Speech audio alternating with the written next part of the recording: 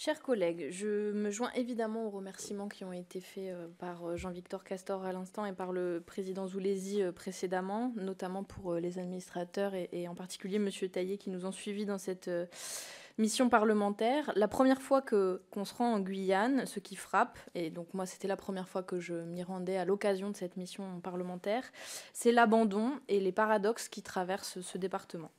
Abandon et paradoxes qui sont vécus et racontés par tous les interlocuteurs que nous avons rencontrés sur place au travers de 1001 anecdotes extrêmement révélatrices qu'on va tenter aujourd'hui, y compris dans la discussion, de restituer avec humilité.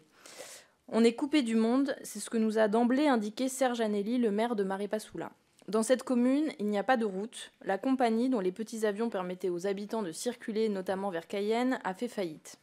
Seule option donc pour les 12 000 habitants, plusieurs jours de pirogue sur un fleuve qui est donc interdit à la navigation en théorie, mais en pratique emprunté absolument par tout le monde.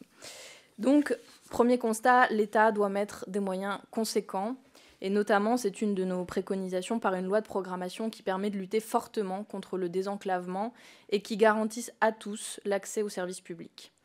Ce sentiment d'abandon, il a traversé notre semaine comme il traverse la Guyane. À Saint-Laurent-du-Maroni, 18 000 habitations informelles hébergent nombre de nos concitoyens. Il n'y a pour elles et eux pas toujours d'accès à l'électricité, c'est le cas pour 13 à 20% de la population guyanaise, ou à l'eau potable, c'est le cas pour un Guyanais sur 5. Des réseaux que l'on sait pourtant indispensables à une vie digne, eau et électricité. Il y a un an, les Maripasouliens en ont même été privés pendant 4 jours. La Guyane dispose du potentiel pour être à la pointe de la bifurcation écologique et atteindre potentiellement le 100% énergie renouvelable en 5 ans. Et pourtant, à Saint-Laurent-du-Maroni, on comptait au mois de septembre déjà 60 coupures depuis le début de l'année 2023. Il faut se rendre compte aussi de la situation économique dans laquelle les habitants sont maintenus. La région importe 10 fois plus qu'elle n'exporte.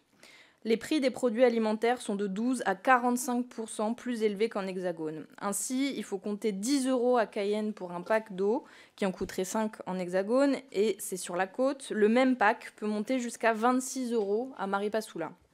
C'est le sentiment d'un immense gâchis qui prédomine. Parce que, ça a été dit à l'instant par Jean-Victor, beaucoup de jeunes sont prêts à apprendre, à travailler, à entreprendre, et pourtant quasiment aucune formation, par exemple en gestion forestière, ce qui est un paradoxe saisissant évidemment, alors que 97% du département est couvert par la forêt amazonienne. Pas de formation non plus, ou pas suffisamment pour les futurs électriciens, pour les futurs agriculteurs guyanais. Et pour ces derniers, quand ils sont formés, il n'y a pas de terre à travailler, faute de foncier disponible, qui est un point central qui est revenu dans nos échanges avec les Guyanais et les Guyanaises. On ne peut évidemment pas ignorer la centralité de la Guyane dans le continent américain. Ses habitants veulent pouvoir décider par eux-mêmes, faire porter leur voix dans cette région du monde, dont la forêt est vitale pour l'humanité tout entière. La Guyane est pleine d'espoir, pleine d'avenir, riche d'une biodiversité exceptionnelle, riche d'une population jeune qui veut étudier, travailler, entreprendre. L'urgence d'aujourd'hui va être encore plus aiguë demain, évidemment, puisque aujourd'hui 300 000 habitants, potentiellement le double dans 25 ans. Il y aura donc une croissance des besoins de formation, d'emploi, de soins et de services publics.